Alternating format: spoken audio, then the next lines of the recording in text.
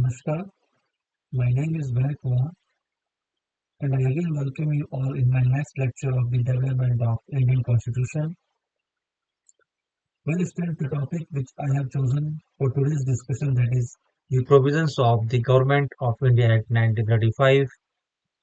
Well, the topic is very important, and I have already discussed that what was the Government Act of 1935, what were the major objectives of this particular, I would say that Indian Act 1935.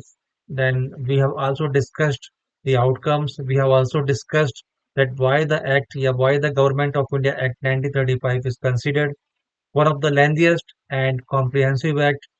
And we have also discussed the outcomes or consequences of the Government of India Act 1935. Well, students, I would like to mention one thing over here. I would like to share one important thing with you that in my previous sessions, we have already discussed many aspects related with the Indian Government Act 1935. In that sessions, basically, I have taken two special sessions in which I had finished the whole topic, I would say the Government of India Act 1935, in which I have also discussed the provisions. But in today's sessions, I have especially, I would say that I have prepared a lecture especially on the provisions of the Government of India Act 1935. एक अलग से मैं आज इसके कुछ provisions लेके आया हूँ जो कि स्पेशल लेक्चर है केवल इसके प्रोविजंस देखेंगे हम कि इसके प्रोविजंस या मेजर कैरेक्टरिस्टिक्स और फीचर्स क्या थे अगर हम बात करते हैं भारतीय अधिनियम 1935 या गवर्नमेंट ऑफ इंडिया एक्ट 1935 की. Well, students, as you know that topic is very much important and many times you are asked many questions. We are especially from this particular topic. और इसलिए मैंने ये सोचा कि since the topic is very much important और दूसरी चीज की जो एक्ट है जैसे कि मैंने आपको बताया था कि अभी तक के इतिहास में जो ब्रिटिश सरकार ने जितने भी एक्ट पारित किए यू नो उसमें सबसे ज्यादा लेंथीएस्ट एंड कॉम्प्रिहेंसिव एक्ट था वो था गवर्नमेंट ऑफ इंडिया एक्ट 1935 का. तो इसलिए मैंने समझा कि इस पे एक अलग से लेक्चर होना चाहिए ताकि केवल इसमें आपसे प्रोविजंस पूछे जाए कि what were the major provisions of the government India act 1935 क्योंकि इससे लॉन्ग क्वेश्चंस भी बनते हैं और ऑब्जेक्टिव एमसीक्यूज बेस्ड क्वेश्चंस भी बनते हैं.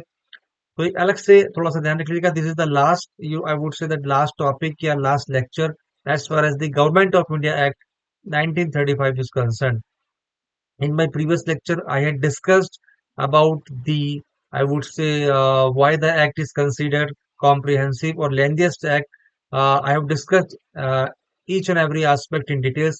In today's lecture, I'll only discuss about the provisions of the Government India Act 1935. So, I hope you all are doing well. Please allow me to start today's session. The session is going to be very much important and also I would say that interesting too. Please pay attention to my words which are being shared by me and also those contents which are being shared by me on the screen. And if you think that there is something any important aspects or dates or I would say that important event which you think might be helpful for your exams, please do not forget to make note on that because it's going to help you in your exams. Now, जैसे कि आप सभी जानते हैं कि जितने भी act थे जो ब्रिटिश सरकार लगातार लेके आ रही थी मैंने आपको फिर से वही चीज एक बार थोड़ा सा बताने की कोशिश करी कि 1858 के एक्ट से जो 1858 का जो इनका एक्ट था और उसके बाद जो हमने बात करी थी 1861 का एक्ट देन 1892 का act then 18 I would say sorry 1902 का एक्ट देन 1919 का act then we discussed about the Simon commission then we discussed about the various round table conferences, which was organized by British government in London. तो एक के बाद एक के बाद एक के बाद वो रिफॉर्म कर रहे थे अपनी स्ट्रेटेजीज को कुछ पॉलिसीज नई पॉलिसीज लेके आ रहे थे और फिर वही चीज जो मैं आपसे बोलूंगा कि कहीं ना कहीं उनके उनको ये डर सताने लगा था या उनको ये भय था कि भाई अब जो है हम ज्यादा दिन शासन नहीं कर पाएंगे भारत के अंतर्गत इन पर रूल नहीं कर पाएंगे तो कुछ ऐसे स्ट्रेटेजीज कुछ ऐसे प्रोविजन हमें लेकर आने हैं ताकि इंडियंस को भारतीय जनता को ये कहीं ना कहीं रियलाइजेशन हो या उनको ये एहसास हो कि जो ब्रिटिश गवर्नमेंट है वो उनके साथ कंधे से कंधा मिला के चल रही है और उनके भी रिप्रेजेंटेशन को वो चाहती है उनके विचारों का समावेश या उनको इंक्लूड करना या उनकी भागीदारी को बढ़ाना उनकी भागीदारी को या इन्वॉल्वमेंट को इंश्योर करना इन्हीं सब चीजों को लेकर वो लगातार एक्ट लेकर आ रहे थे और रिफॉर्म कर रहे थे अपने एक्ट्स जितने भी एक्ट्स वो लेकर आए आने वाले एक्ट्स के लिए। और सबसे बड़ी बात, सीधी सी बात आप एक जान लीजिएगा, जैसे कुछ ना कुछ लूप होल्स रहे, चाहे वो 1919 का एक्ट हो या फिर साइमन कमीशन में बहुत मेजर ड्रॉबैक्स देखने को मिले, या फिर जितने भी उन्होंने यू नो लंदन में बेसिकली थ्री जो राउंड टेबल कॉन्फ्रेंसेस से जो ऑर्गेनाइज कराए थे, उसका भी कुछ फ्रूटफुल रिजल्ट नहीं निकल पाया था। यू नो अगर मैं कहूँ कि विफल रहा था, क्योंकि सबसे बड़ी देश को प्रतिनिधित्व करने वाली जो रिप्रेजेंटेटिव है कांग्रेस सरकार ही वहां पर प्रेजेंट नहीं थी, except second round table conference. तो इस तरीके से कहीं ना कहीं उनको हताशा ही हाथ में लग रही थी। हालांकि फिर वो चीज कहूंगा कि वो इस चीज से भी they were also a bit scared of I would say that incident की इट माइट बी पॉसिबल कि जो 1857 की तरह जो रिवोल्ट है वो कहीं से फिर से दोबारा ना उनको देखना पड़े, या उसके कॉन्सिक्वेंसेस दोबारा ना गुजरना पड़े। क्योंकि 1857 की कॉन्सिक्वेंसेस से कहीं ना कहीं ब्रिटिश सरकार की जड़ें हिला दी थी, तो वह वैसी सिचुएशन दोबारा से इंडिया में नहीं लाना चाह रहे थे। तो इसी तरीके से अगेन वो बहुत सारे प्रोविजंस लेकर आई, जो गवर्नमेंट ऑफ इंडिया एक्ट 1935 का था। इन्होंने बहुत सारे प्रोविजंस बनाए और ये जताने की कोशिश करी कि ताकि हम बेसिकली जो इंडियंस है, जो भारतीय जनता है, उनकी भागीदारी को बढ़ाया जा सके, और बेसिकली उनके लिए अलग से इलेक्टोरेट्स बनाए, उनकी मतदाता की संख्या बढ़ाई, they could cast their votes, और प्रोविंशियल लेवल पर उनकी जिम्मेदारी या रेस्पॉन्सिबिलिटी को बिल्कुल असाइन करें और इंश्योर करें कि उनको कुछ राइट्स दिए गए हैं। तो बहुत सारे प्रोविजंस वो लेकर आ रहे थे। और अल्टीमेटली फिर उन्होंने भारतीय संविधान के लिए, भारत के संविधान के लिए, भारत की राजनीतिक, आर्थिक और जो बेसिकली जो सामाजिक दशा है, उसको ध्यान में रखते हुए भारत के लिए एक संविधान का को तैयार करने की कोशिश करी।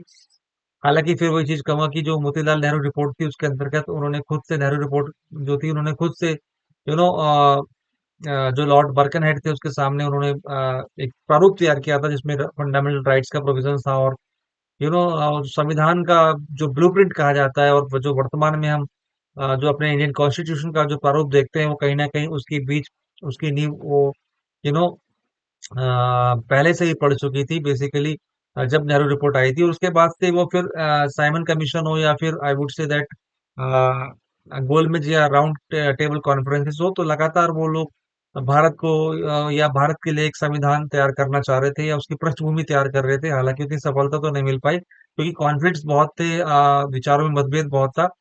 और जिस तरीके से लॉर्ड बर्कनहेड ने चुनौती दी थी मोतीलाल नेहरू को कि चाहिए आप अपना संविधान बनाइए, और आप तो बस हर चीज का विरोध करते हैं, क्योंकि साइमन कमीशन का विरोध बहुत हो रहा था, उसको काले झंडे दिखाए गए थे, और उसको श्वेत कमीशन की भी संज्ञा दी गई थी। कारण वही था कि साइमन कमीशन में जितने भी मेंबर्स थे, even I would say that I would let you know that there were 7 members, and out of 7 members, not a even single representative था भारत की तरफ से। भारत का एक भी मेंबर नहीं था। तो इस तरीके से उसका पुरजोर विरोध हुआ, और उसे पूर्णतः श्वेत कमीशन की संज्ञा दी गई। अब अंग्रेजों को पूरी तरह से बहस सताने लगा था कि ज्यादातर वो शासन नहीं कर पाएंगे, भारत में राज नहीं कर पाएंगे, तो कुछ ऐसी मोनोपोली, कुछ ऐसी स्ट्रेटेजी लेकर आए, या जैसे they came with Government of India act 1935, और उसमें बहुत सारी प्रोविजंस वो लेकर आए, केवल इसीलिए लेकर आए कि ताकि भारतीयों को एहसास हो कि they have not been discarded by British government, और ब्रिटिश गवर्नमेंट जो है उनके साथ कंधे से कंधा मिलाकर चल रही है। हालांकि फिर वही चीज कहूंगा कि मैं बेसिकली ये इंडिया को या भारतीय जनता को केवल बहकाने वाली बात थी। असल में वो केवल यहाँ पर रिसोर्सेज को यूटिलाइज कर रहे थे और इंडियंस का एक्सप्लॉइटेशन कर रहे थे। ऐसा कुछ नहीं था कि वो भारतीयों के फेवर में कोई चीज चाह रहे थे। अल्टीमेटली जो डिसीजन मेकिंग पावर था वो इंडियंस ब्रिटिश गवर्नमेंट के हाथ में ही था। यू नो और केवल दिखावे के लिए वो एक दिखाना चाह रहे थे कि वो हम इनका इन्वॉल्वमेंट भी चाहते हैं भारतीयों का। So let's start today's session, and we will discuss about major provisions which are mentioned in the Government of India Act 1935. The first one is the federal structure. So what does it say? Federal structure, या आप इसको कहिए भारत का संघ। तो इसमें क्या हुआ, जो basically if I talk about the Federation of India, the Act proposed a federal structure incorporating both British Indian provinces and princely states. However, this part of the act was never implemented as the princely states did not join the federation. हालांकि अगर मैं बात करूं इस act की, 1935 का जो Indian government act था या गवर्नमेंट ऑफ इंडिया एक्ट था, उसके तहत एक बेसिकली संघीय ढांचे का प्रस्ताव रखा गया था। संघीय ढांचे का प्रस्ताव अगर मैं बात करूं, फेडरल सिस्टम, आपको पता होगा कि प्रेजेंट सिनेरियो में भी हम जब बात करते हैं अपने गवर्निंग बॉडीज की, या जो गवर्नमेंट सिस्टम है, जो सरकारें हैं, उसमें संघीय व्यवस्था को अपनाया गया है। ये हमारे भारतीय संविधान में मेंशन भी है, या उसकी विशेषता है। कि जिसमें जो केंद्र सरकार, राज्य सरकार और जो लोकल स्तर पर सरकारें हैं, उनके अपने-अपने कार्य क्षेत्र हैं, यू नो और कोई किसी के कार्य क्षेत्र में इंटरफेयर नहीं करता। हालाँकि कुछ विषय ऐसे हैं जहाँ पर केवल केंद्र को कानून बनाने का अधिकार है। तो हालाँकि इस अधिनियम ने एक संघीय ढांचे का प्रस्ताव रखा था, जिसमें ब्रिटिश भारतीय प्रांतों और रियासतों को शामिल किया गया। हालाँकि रियासतों के संघ में शामिल नहीं होने के कारण इस भाग को कभी लागू नहीं किया गया, जैसे कि यहाँ पर मेंशन्ड है। However, the part of the act was never implemented as the princely states did not join the federation. ठीक है, थोड़ा सा ध्यान में रख लीजिएगा। हालांकि व्यवस्था की गई थी और उसका प्रारूप कभी हम करंट जो हमारा वर्तमान संविधान है, जो प्रेजेंट सिनेरियो में बात करते हैं, अपने जो फीचर्स हैं इंडियन कॉन्स्टिट्यूशन की, उसमें हमने जो सरकार की जो व्यवस्था रखी है, वो फेडरल सिस्टम रखा है, इस चीज को आप भूलिएगा मत। Now as far as the provision is concern, we talk about the division of the power. तो सीधी सी बात है, डिवीजन ऑफ पावर की अगर हम बात करें, the act divided powers between the central government and the provincial government. तो जिस तरीके से प्रेजेंट सिनारियो में बच्चों बात करते हैं, केंद्र और राज्य के बीच में हमने पावर या शक्ति का विभाजन किया गया है। आपको पता है कि प्रेजेंट सिनारियो में वर्तमान में जब हम लोकतांत्रिक मूल्यों के आधार पर संविधान की बात करते हैं, तो उसमें हमारे केंद्र और जो हमारे राज्य हैं, इनके अपने अपने पावर हैं, अपनी अपनी शक्तियां हैं, अपने अपने विषय हैं। जैसे कि हम कहते हैं कि वी हैव कॉन्करेंट लिस्ट, या फिर हम कहते हैं सेंट्रल लिस्ट, या फिर स्टेट लिस्ट, जिसके राज्य सूची, संघ सूची और समवर्ती सूची में अपने अपने कार्य क्षेत्र के अंतर्गत इन लोगों को स्वतंत्रता है कानून बनाने की। तो बेसिकली डिवीजन का पावर किया गया है, and subjects were divided into three list. Federal list, जिसको basically central subjects, provincial list, provincial subjects, and the concurrent list, shared subjects. एक बहुत बड़ी बात मैं आपके साथ यहाँ शेयर करना चाहूंगा, when we talk about the concurrent list, तो कुछ विषय ऐसे होते हैं जिनके संबंध में राज्य सरकार और केंद्र सरकार दोनों कानून बना सकती है, चाहे वो सेंट्रल की पावर हो, या प्रोविंशियल पावर हो, या वर्तमान में कहीं स्टेट की पावर हो। जैसे कि बहुत अच्छा उदाहरण, बहुत बार क्वेश्चन आया है कि जो शिक्षा है, जो एजुकेशन है, इसके संबंध में कानून कौन बना सकता है? सेंट्रल गवर्नमेंट, स्टेट गवर्नमेंट, या फिर मैं बोलूं कि लोकल बॉडीज, या फिर सेंट्रल गवर्नमेंट और राज्य या स्टेट गवर्नमेंट दोनों। तो जी जी हाँ, एजुकेशन जैसे सब्जेक्ट्स पे सेंट्रल और स्टेट दोनों गवर्नमेंट कानून बना सकती है। तो बेसिकली अगर बात करें शक्तियों का विभाजन, at the heading says division of the power, तो इस अधिनियम के तहत केंद्र सरकार और अगर हम बोले जो प्रांतीय सरकार थी, उसके बीच में जो शक्तियां या पावर है, उसका बंटवारा किया गया। और बेसिकली विषयों को तीन सूचियों में विभाजित किया गया था। देयर वर थ्री लिस्ट, जैसे कि मैंने आपको बताया था, फेडरल लिस्ट, और दूसरा मैंने आपको बताया प्रोविंशियल या प्रांतीय लिस्ट, या फिर थर्ड वन इज समवर्ती सूची, या जिसको हम कहेंगे कॉन्करेंट लिस्ट। ठीक है। Now I'll move to the next one is provincial autonomy. If I talk about the provincial autonomy, थोड़ा इसको देख लीजिएगा। प्रोविंशियल से आप बेहतर परिचित हैं, बार बार मैं इस वर्ड का यूज करता हूँ। इसका मतलब है प्रांतीय है। वर्तमान में जैसे हम राज्य शब्द यूज करते हैं, स्टेट वर्ड यूज करते हैं, उस समय में हम जो वर्ड यूज करते थे, जो टर्म हम यूज करते थे, दैट वाज प्रोविंशियल या प्रोविंसेस। प्रोविंशियल लेजिस्लेचर्स की अगर बात करें, तो provinces were granted autonomy and given the authority to administer most areas of governance. Each province had its own legislative assembly with elected representative.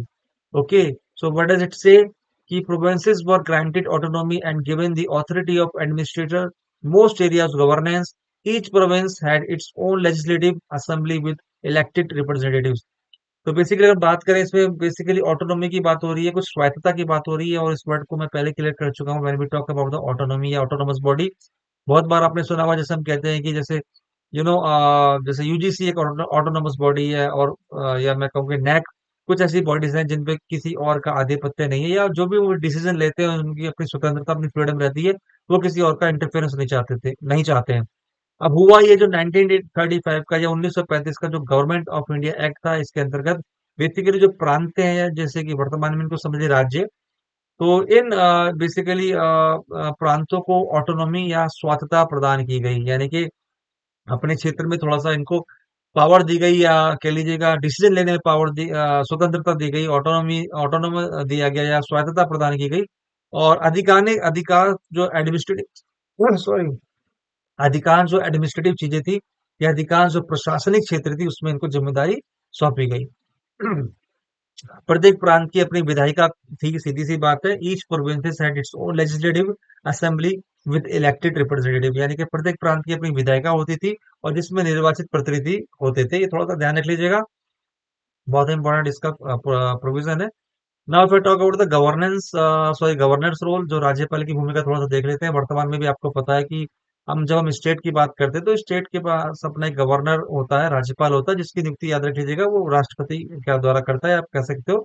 The governor governor is elected by the president of the India.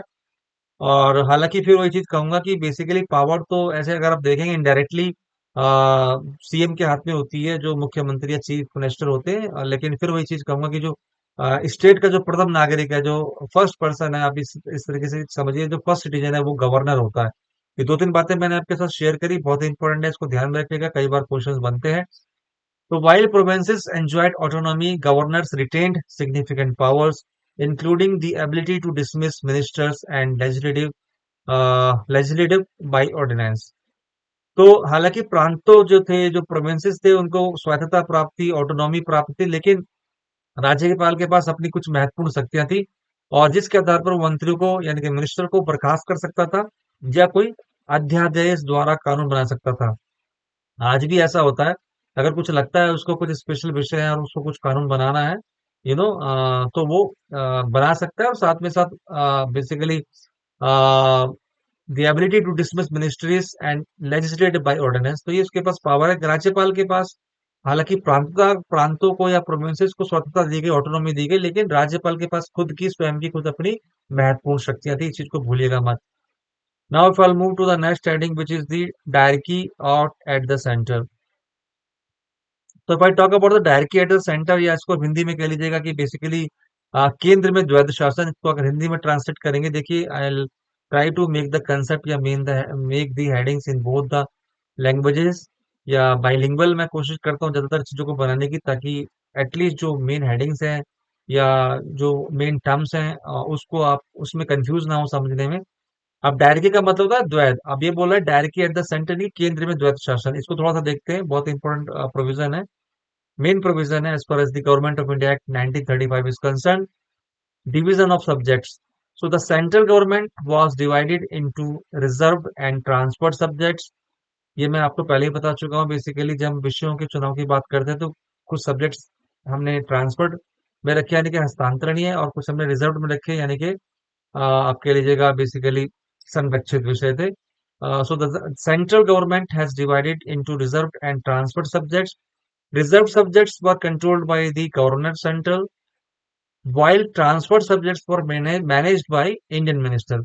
तो जो basically केंद्रीय सरकार को आरक्षित और हस्तांतरित विषयों पर विभाजित किया गया था, और आरक्षित जो विषय थे, जो रिजर्व विषय थे, बेसिकली मैं बोलूंगा जो reserve I would say that subjects थे, उनको गवर्नर जनरल द्वारा नियंत्रित किया गया, यानी कि those were controlled by the governor general. जबकि जो ट्रांसफर्ड या हस्तांतरित जो विषय थे, उसको भारतीय मंत्री द्वारा प्रतिबंधित किया गया, यानी कि transferred subjects were managed by the Indian minister.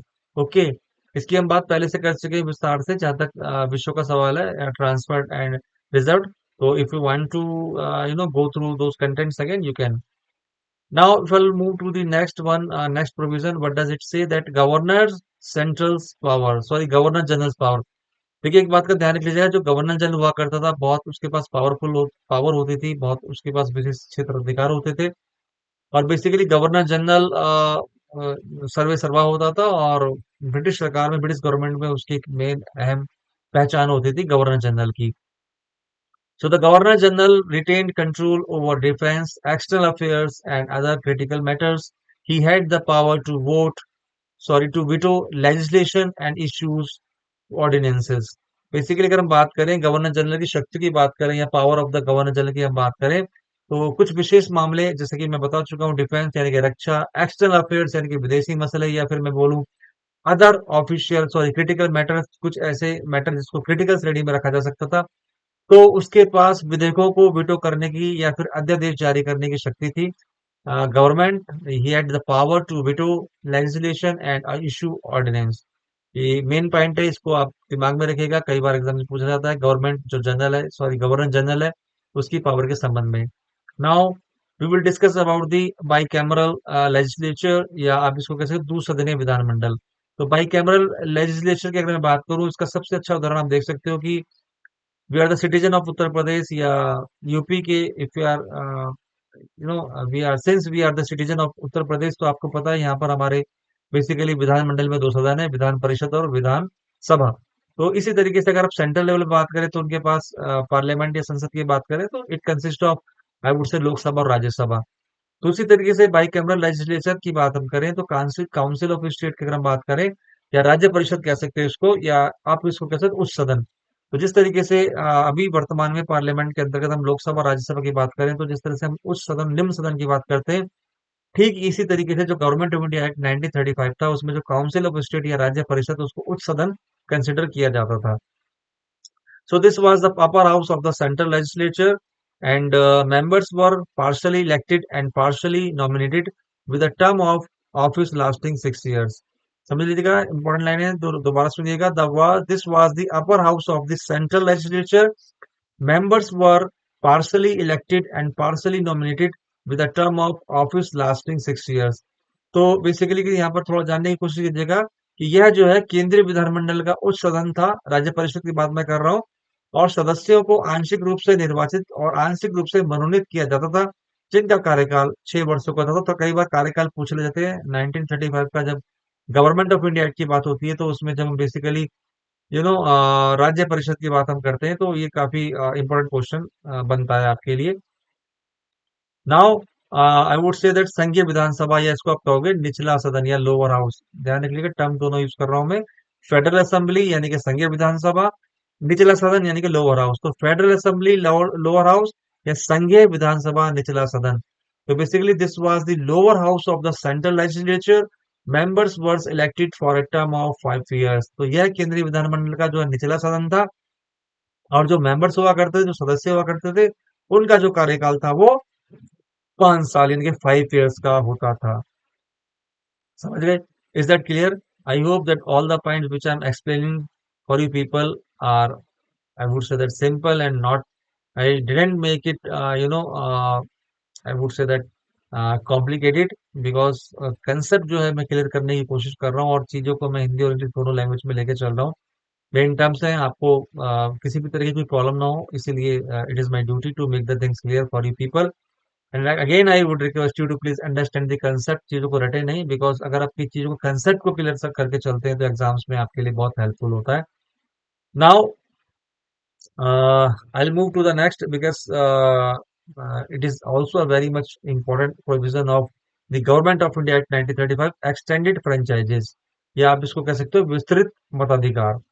तो बेसिकली इलेक्टोरल रिफॉर्म्स की अगर हम बात करें, the act expanded the electorate significantly, allowing a larger portion of the population to vote. Okay, it introduced a limited form of universal adult franchises। Basically अगर हम बात करें जो एक्सटेंडेड फ्रेंचाइजी है या विस्तृत जो मताधिकार है, उसके अंतर्गत जो निर्वाचन में सुधार हुए, तो इस अधिनियम ने मतदाता सूची को काफी हद तक बढ़ाया, जिसके तहत या जिससे अधिक जो है जनसंख्या को अपने अपने मतदान देने का अधिकार मिला। They could cast their vote. जो बेसिकली मतदाता सूची की अगर बात करें, जो लोग थे, जो नंबर्स ऑफ पीपल थे जो अपने वोट को दे सकते थे, इस अधिनियम के तहत इस चीज में पर्याप्त बढ़ोतरी हुई। और it was just because of the electoral reforms, या निर्वाचन में जो सुधार हुए थे। Now if I talk about the representation, representative and reservations, तो बहुत इंपॉर्टेंट प्रोविजन है ये। 1935 जो एक्ट रहा गवर्नमेंट ऑफ इंडिया का, थोड़ा सा इसको समझेगा कि it says representation and reservations. तो बेसिकली अगर हम पहले इस पे आ जाते हैं, जो कम्युनल बेसिकली रिप्रेजेंटेशन था, जैसे कि आपको पता था कि बहुत सारे, इवन डॉक्टर भीमराव अंबेडकर और जो मुसलमानों ने भी अपने लिए अलग से निर्वाचन मंडल की या सेपरेट इलेक्टोरेट की बात कही थी, और किस तरीके से फिर ये उन्हीं जो है स्पेशल माइनॉरिटीज ग्रुप को, या फिर एक विशेष ग्रुप ऑफ पीपल को रिप्रेजेंट किया करती थी। तो this was also a major provision as far as the government of India act is concern, 1935 is concern. तो रिप्रेजेंटेशन, रिजर्वेशन यानी कि प्रतिनिधित्व और आरक्षण, इसको हिंदी में अगर आप बोलिएगा, तो बेसिकली कम्युनल रिप्रेजेंटेशन की अगर बात करें, the act continued and expanded the system of separate electorates for different communities. जैसा कि मैं आपको बता भी रहा था कि अधिनियम जो था, इसने विभिन्न संविदाओं के लिए अलग से निर्वाचन मंडल की प्रणाली को जारी रखा और विस्तारित किया। वो कौन कौन से थे, थोड़ा ध्यान दे लीजिएगा। Muslim, Sikhs, Europeans, Anglo Indians, Indian Christians and depressed classes. यानी कि दोबारा सुन लीजिएगा, Muslim, Sikh, European, Anglo Indian, भारतीय ईसाई और पिछड़े वर्ग। बेसिकली डिप्रेस्ड क्लासेस को स्पेशली जो रिप्रेजेंट किया गया था वो डॉक्टर भीमराव अंबेडकर के द्वारा किया गया था। और मैंने आपको अभी लास्ट सेशन में या प्रीवियस लेक्चर्स में ये बात अच्छी तरीके से बताई थी बच्चों, कि डॉक्टर भीमराव अंबेडकर एकमात्र ऐसे आई वुड से दैट भारतीय थे जो तीनों ही राउंड टेबल कॉन्फ्रेंसेस या तीनों गोलमेज सम्मेलन में उपस्थित रहे थे, और बेसिकली इन्होंने डिप्रेस्ड क्लास को रिप्रेजेंट किया था। हालांकि जब ये अलग से अल्पसंख्यक या दलित वर्ग के लिए निर्वाचन मंडल की मांग कर रहे थे, तो इनके और महात्मा गांधी के बीच में कुछ कॉन्फ्लिक्ट्स भी अराइज हुए थे, जिसे बाद में पूना पैक्ट के द्वारा रिजॉल्व किया गया था। ये बहुत ही इंपॉर्टेंट कंटेंट्स थे जो मैंने आपके साथ अभी शेयर किए। और ये मेरी आदत है, कभी कभी जब मैं टॉपिक को लेकर चलता हूँ, अगर मुझे लगता है बीच में कुछ ऐसा इंपॉर्टेंट है तो मैं पहले उसे शेयर करता हूँ, टॉपिक की तरफ बाद में बढ़ता हूँ, क्योंकि वो इंपॉर्टेंट कंटेंट्स से कई बार क्वेश्चंस फॉर्म होते हैं, वो मेरे लिए जरूरी है आपके साथ शेयर करना। इस चीज को याद रख लीजिएगा। हालांकि reserve seats were provided for these communities in provincial legislatures, judicial and administrative reforms. ठीक है, इसकी थोड़ा सा बात हम बाद में करते हैं, पहले देख लेते हैं। जो मैं आपको बता रहा था कि अधिनियम ने विभिन्न समुदाय जैसे कि मुस्लिम, सिख या एंग्लो इंडियन या पिछड़े वर्ग के लिए अलग से निर्वाचन मंडल की प्रणाली को जारी रखने की बात कही, और विस्तारित भी किया, एक्सटेंड भी किया। और इन समुदायों के लिए प्रांतीय विधानसभाओं में आरक्षित सीटें प्रदान की गई। Basically reserve seats were provided for these communities in provincial legislatures. याद रख लीजिएगा, काफी इस पे वर्क किया गया था। और बहुत इंपॉर्टेंट प्रोविजंस है 1935 का जो गवर्नमेंट इंडिया एक्ट रहा। Now we will move to the basically न्यायिक और प्रशासनिक सुधार, जुडिशियल एंड एडमिनिस्ट्रेटिव रिफॉर्म्स की अगर हम बात करें, तो सबसे पहले आते हैं फेडरल कोर्ट पे, यानी कि संघीय न्यायालय।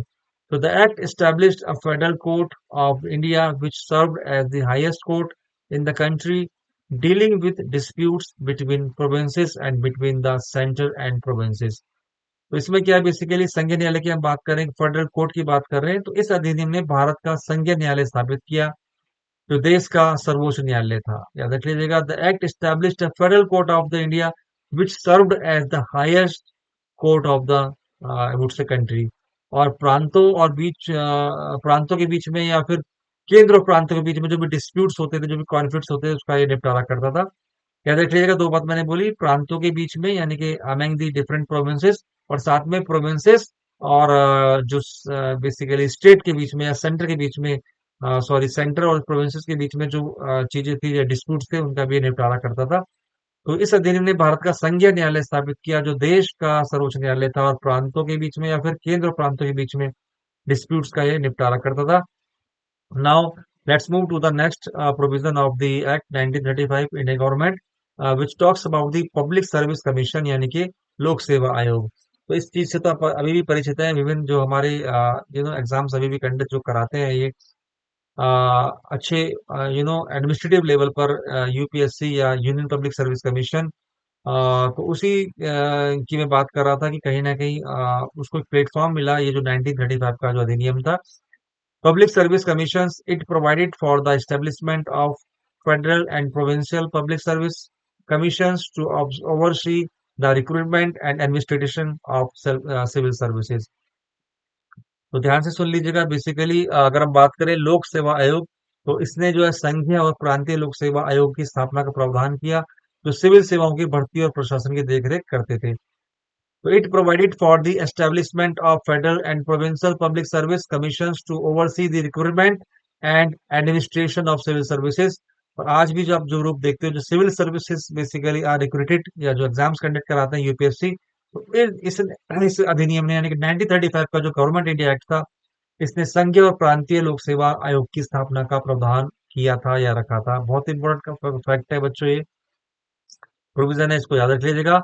Now if you move to the other या अदर की प्रोविजंस या कुछ other, if I talk about the other provisions as per the Indian government act 1935 is concern, तो थोड़ा सा इसमें ये भी आता है, basically Burma and Aden. The act separated Burma. Now आपको थोड़ा सा ध्यान में रखना है कि वर्तमान में बर्मा, हम इसका जो परिवर्तित नाम है वो म्यांमार है। तो it use to be Burma, लेकिन अभी इसको हम म्यांमार के नाम से जानते हैं। ये भी कई बार की बर्मा का नया परिवर्तित नाम है, ये भी कई बार क्वेश्चन आता है, थोड़ा ध्यान रख लीजिएगा।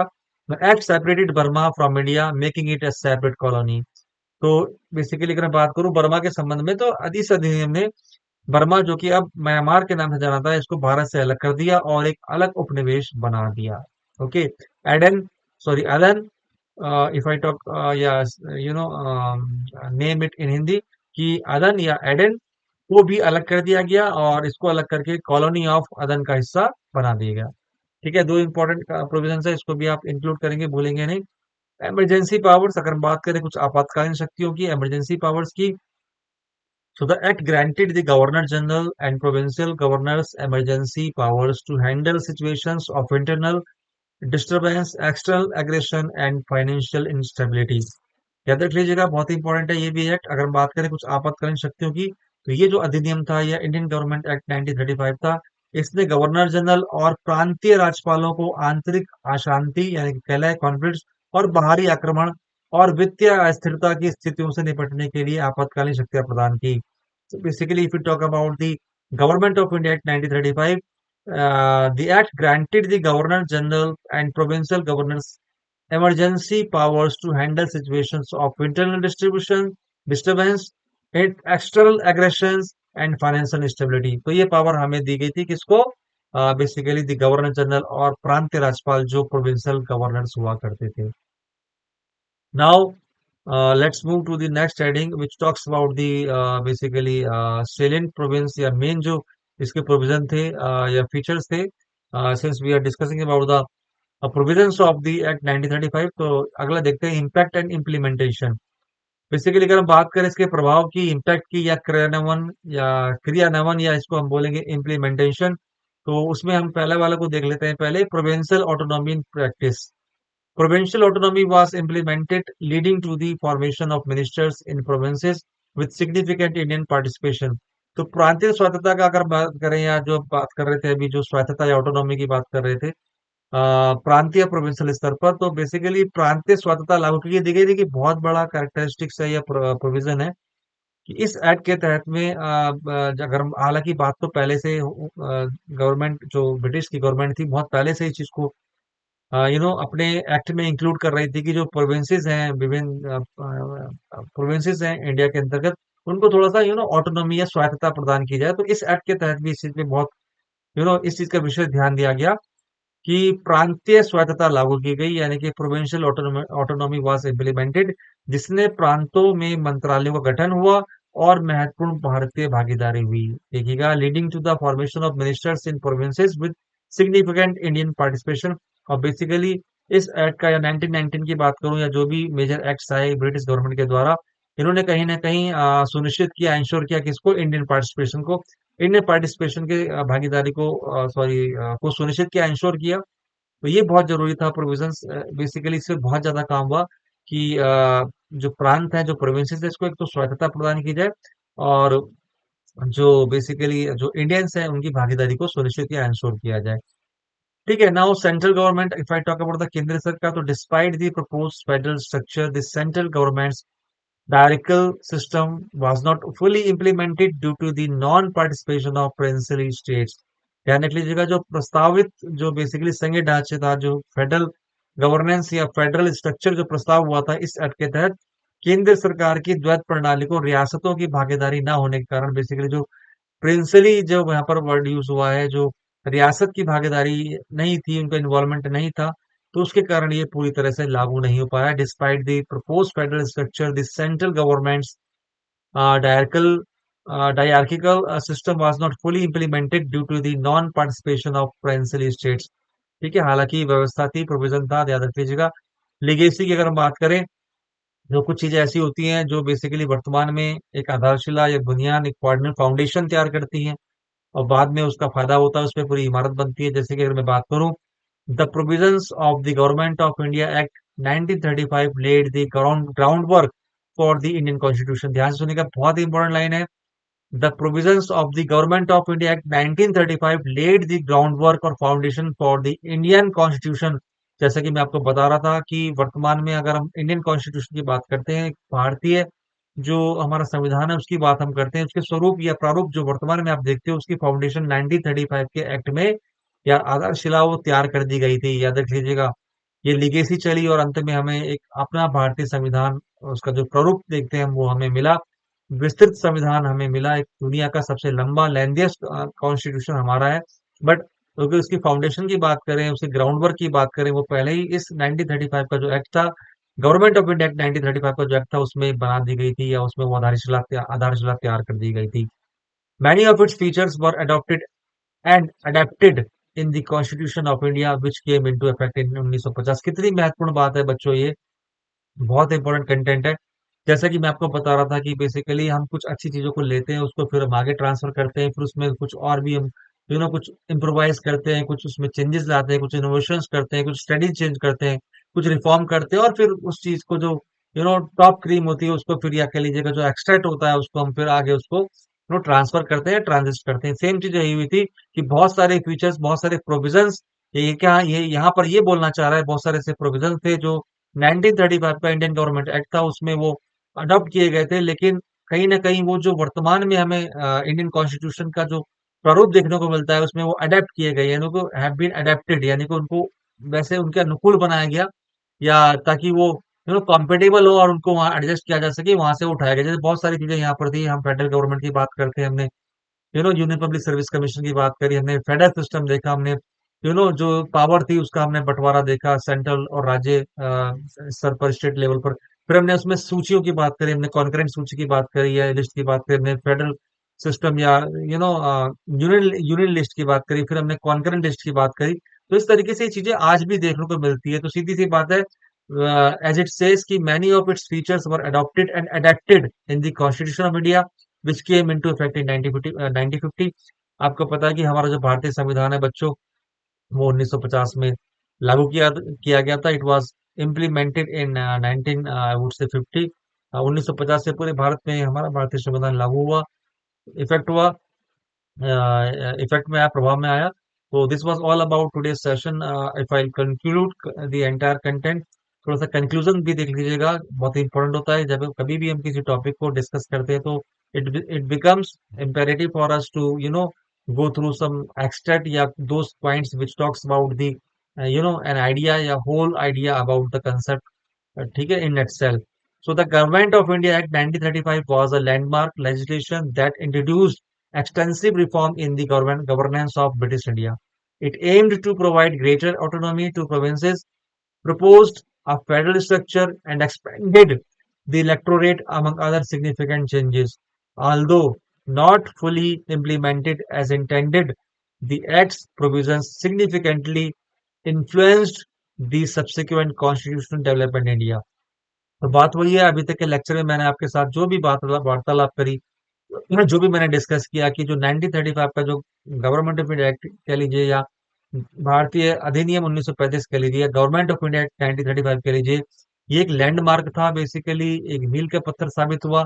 और जो वर्तमान में, फिर वही चीज कहूंगा, हमने चाहे वो फ्रीडम की बात करी, वी गॉट फ्रीडम 1947, जो हमने आजादी या स्वाधीनता को प्राप्त किया, या फिर मैं कहूँ कि ब्रिटिश सरकार यहाँ से गए, या फिर मैं कहूँ जो हमने एक अपना एक कॉन्स्टिट्यूशन तैयार किया, हमने भारतीय संविधान की बात करी जो उसका प्रारूप हम देखते हैं, तो कहीं ना कहीं उसकी फाउंडेशन या आधारशिला वो 1935 का जो गवर्नमेंट ऑफ इंडिया एक्ट था उसमें तैयार की जा चुकी थी।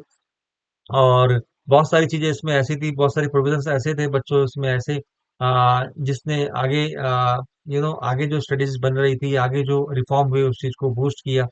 यू नो तो this way we come to the, I would say that end of today's session, and I would again say that thank you very much for being part of, rather, I would say for being valuable part of today's session, and I hope that you'd have enjoyed the entire session since the session was very much important, interesting too, and I tried myself, to make the concept clear for you। चीजों को रटिएगा मत। और एक चीज आपने note करी होगी कि ये जो 1935 का गवर्नमेंट इंडिया एक्ट या गवर्नमेंट ऑफ इंडिया एक्ट 1935 का था, इसको मैंने कई बार, इसका जो बेसिकली जो इम्पोर्टेंट कंटेंट्स थे मैंने हर लेक्चर में आपके साथ रिपीट किए। टॉपिक में कुछ नया लेके आता था, लेकिन जो सार है, जो basically what is it all about, या 1935 एक्ट वास्तव में है क्या, इसके ऑब्जेक्टिव्स क्या है और बेसिकली क्यों आया, ये मैंने आपको हर लेक्चर में थोड़ा सा ब्रीफ किया, नेक्स्ट में आपको बताया।